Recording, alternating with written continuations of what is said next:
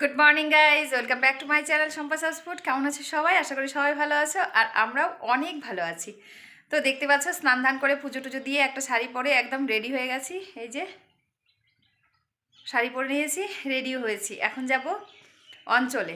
রান্নাবান্না হয়ে গেছে, এখন বাজে 10:30, আর এই সবে মাত্র খেয়ে উঠলাম। এই যে এদিকে রয়েছে থালাও এখনও ধুইনি, এসে তারপর ধুবো, কারণ টাইম হয়ে গেছে 11টায় অঞ্চলে থাকতে বলেছে, মানে 11টায় জিপিতে পৌঁছতেই বলেছে, যেভাবেই হোক। তো সেই জন্য থালা ধুতে গেলে এখন আরও দেরি হয়ে যাবে, 10টা 38 বেজেই গেছে। এখন আমি চটপট করে বেরিয়ে পড়বো। তো চলো যাই, যদি পারি ওখানে কিছু শেয়ার করতে তাহলে করব, নয়তো বাড়িতে এসে একবারে। অঞ্চলে চলে এসেছি অনেক আগে, আমাদের মিটিং কমপ্লিট হয়ে গেছে। আর একটা রুমে দেখো এদিকে চলছে এরকম খেলা, কারণ কেউ যদি মিটিং করতে করতে বোর হয়ে যায় বা ওর ভাল লাগছে না, ধরো মিটিংয়ে বসতে ইচ্ছা করছে না, তার জন্য কিন্তু এখানে বাচ্চাদের মতো বড়দেরও খেলার ব্যবস্থা রয়েছে। এখানে সাপ লুডো রয়েছে। এখানে আগে তো অনেক খেলতাম জানো, যখন বিয়ে হয়নি মেয়ে ছিলাম সে সময় অনেক খেলতাম। যখনই বৃষ্টি পড়তো, বৃষ্টির দিন থাকতো, তখনই খেলতাম প্রচুর এসব কিছু। বৃষ্টি না থাকলে তো খেলা হতো না, বৃষ্টি যখনই থাকতো তখন আমরা এইটা নিয়ে খেলতে শুরু করে দিতাম। কিন্তু এখন তো বিয়ে হয়ে বাচ্চা কাচ্চা সামলাবো, সংসার সামলাবো, না খেলা করবো, এসব কিছু হয়ে ওঠে না। তো এখানে এসে যখন এটা দেখলাম ভীষণ মজা লাগছিল, আগের ছোটোবেলার কথাগুলো সব মনে পড়ে যাচ্ছিলো, ভীষণ ভাল লাগছিল। তো সবাই এখানে খেলছিল দুজনা, আর আমরা দাঁড়িয়ে দাঁড়িয়ে দেখছিলাম। তো এইভাবে চাইলে সবাই খেলতে পারো, মানে 4-5 জনও একসাথে খেলতে পারে, দুজনও খেলতে পারে। আর এর মধ্যে কিন্তু ছকের মধ্যে কিছু লেখাও ছিল, যেগুলো আমাদের জীবনে চলার পথে ভীষণভাবে দরকার। তো সেরকম কিছু ঠাকুরের বাণীর মতোই কিছু কথা এখানে লেখা ছিল। তো সেই কথাগুলো ফলো করতে বলছিল, বারবার বলছিল তোমরা খেলবে, আর ওখানে যে লেখাগুলো রয়েছে সেগুলো কিন্তু একটুখানি তোমরা ফলো করবে। তো এটা দেখলাম অনেকক্ষণ, ভীষণ ভালো লাগছিল। কিন্তু বাড়িও তো যেতে হবে বলো, 3:30 বেজে গেছে। এখন যদি বাড়ি না যাই, গিয়ে খাওয়া দাওয়া রান্নাবান্না এসব কিছু করে চলে এসেছি, তারপর ধরো পরিষ্কার করা ঠিক মতো হয়নি, ওসব কিছু করতে হবে।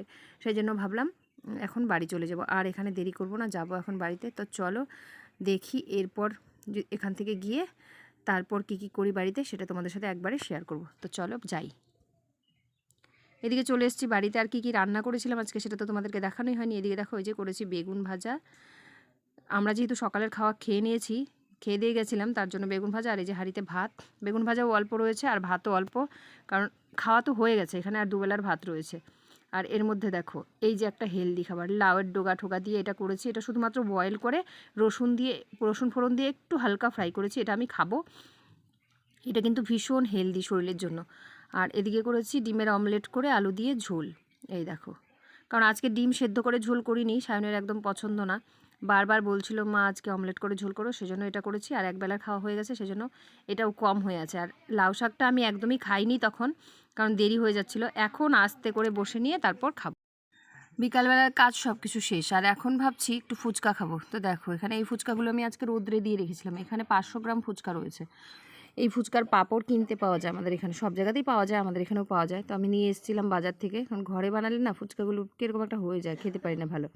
আর এটা শর্টকাট, বেশ ভালোই লাগে খেতে। তো চলো ভাজবো। এদিকে কড়াতে তেল বসিয়েছি, তেলটা দেখলাম একটু গরম হয়েছে কি না সেটা দেখলাম না, হয়ে গেছে গরম। তো ওই যে একটা দিয়েছিলাম ফুলে উঠলো, এটাকে নামিয়ে এবার আর কয়েকটা করে দিয়ে একবারে ভেজে নেব। এবার বেশ কয়েকটা দিয়ে দিলাম, দিয়ে একবারে ভেজে ভেজে তুলবো। আর অনেক দিন থেকেই মানে ফুচকা খাওয়ার জন্য ভীষণ ইচ্ছে করছিল। আর হালকা হালকা গরম পড়ে গেছে, কিন্তু এই গরমে বাইরের ফুচকা খেতে ভালো লাগে না, কেন বলো তো? এই কীভাবে থাকে না থাকে, পরিষ্কার থাকে না। আর ঘরেই একটুখানি আলু মেখে, আর দোকানে গেলে 6টা ফুচকা দেয়, 10 টাকা নিয়ে নেয়। তার থেকে ভালো না বাড়িতে একটু বেশি করে মন ভরে খাওয়া যায়। তো তার জন্য বাড়িতে নিয়ে এসেই এই ফুচকাগুলো ভাজা। তো দেখো আমার ফুচকাগুলো ভাজা হয়ে গেছে, এখন চলে যাব ফুচকা খেতে। এই যে আলুর সেদ্ধ, ফুচকার জন্য আলুর সেদ্ধ রেডি হয়ে গেছে, শুকনো লঙ্কা দিয়ে মেখেছি একদম। আর এই যে ফুচকা, আর এই যে জলটা কি সুন্দর লাগছে না দেখতে, দেখো ভীষণ ইয়ামি হয়েছে খেতে। এখন আমি এখানে বসে বসে খাবো ফুচকা। সায়ন নেই, সায়ন যখন আসবে সায়ন খাবে, এখন তো আমিই খাবো। দারুণ লাগছে না বলো? কার কার এরকম খেতে ভাল লাগে? আমার তো দারুণ লাগে। তো চলো আগে ফুচকাটা খাই, তারপর আসি। এই যে হাতের মধ্যে ফুচকা, তাও আবার কয় কি খায় নাই বলে, ভিডিও করলে এই যে সরে যায়। এই যে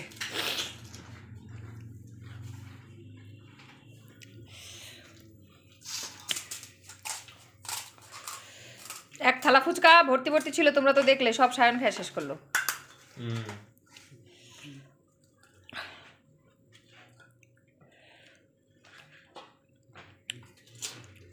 সব সায়ন খাইছে সব।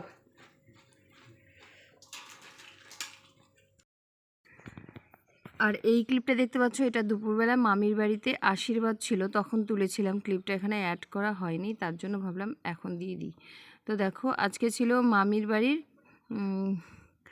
মামির ছেলের, মানে এই পুচকা ভাইয়ের বিয়ের ব্লগ তোমরা দেখে নিয়েছো, কিন্তু এই ভিডিওটা যেহেতু আগের ছিল তার জন্য আজকে পোস্ট করলাম, সেজন্য এখন দেখতে পাচ্ছ। তো ওর ছিল টিকা, তো সেজন্য মানে তিলক বলে ওরা, তো যাই হোক তিলক ছিল, আর আমরা বলি আশীর্বাদ।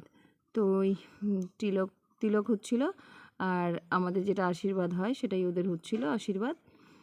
তো সেই ক্লিপটা ছিল আমার কাছে, ভাবলাম এখানে অ্যাড করে দিই। পুচকার তো বিয়ে টিয়ে হয়ে গেছে, বিয়ের ব্লগ, রিসেপশান ব্লগ সব কিছুই তোমরা দেখে নিয়েছো, তো শুধুমাত্র এই ব্লগটাই বাকি ছিল, মানে এই ব্লগটা বলতে ওই আশীর্বাদের ক্লিপগুলো বাকি ছিল। তো এখানে দিয়ে দিলাম, তোমরা ঝটপট করে একটু দেখে নাও।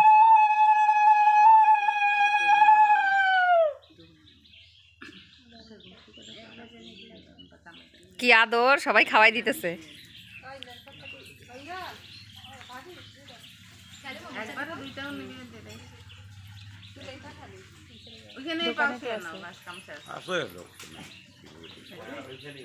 হ্যাঁ,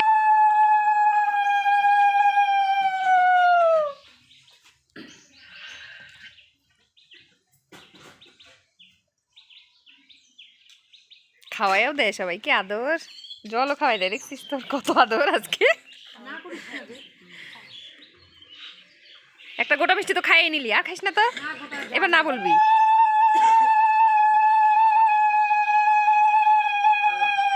মিলি মিলি পরে হবে শোধ, পরে শোধ করবে, দেখিস না কিরকম করে তাকায়।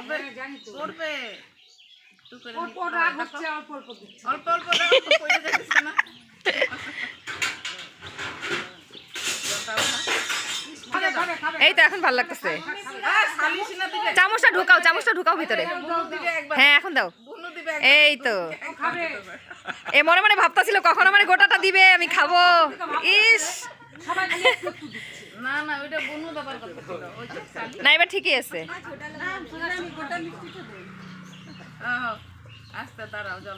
ও কখন থেকে ভাবতেছে আমার সবাই ভাইঙ্গা ভাইঙ্গা দেয়, গোটাটা দিচ্ছে না।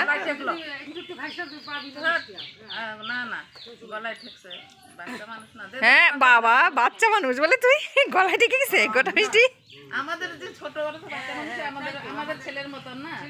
ওহো, আসবো একটু পিঠে ডইলা দিতে, বলবো না আর কি বলবো, আসবো একটু পিঠে ডইলা দিবা, ঠিকছে না?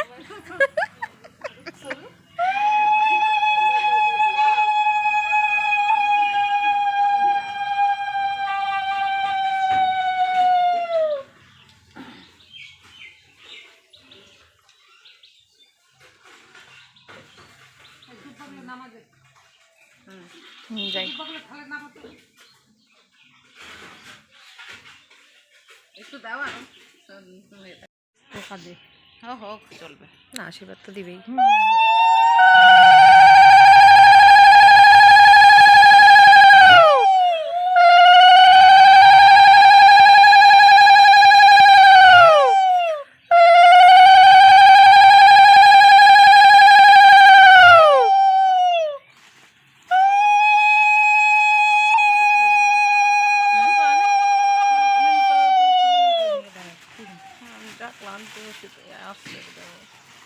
মা খাওয়াইলাম না,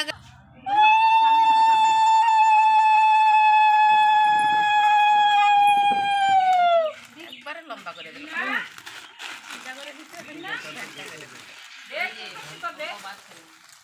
বাবা ধরে ওই পাশে রাখো সব, হ্যাঁ ওই পাশে সব রাখো, সাইডে সব জমা কর পুচকা ভাই। আগে সে না বাসন দিতে হয়, দেখাও বাদ না দাও, দেখাও দেখো তো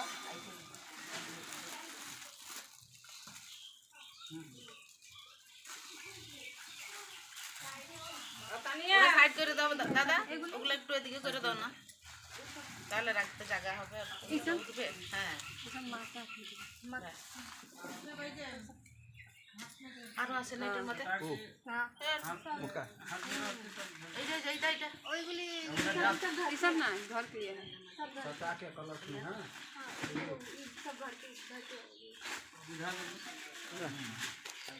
कुछ भी देवे कलश में सटा हाँ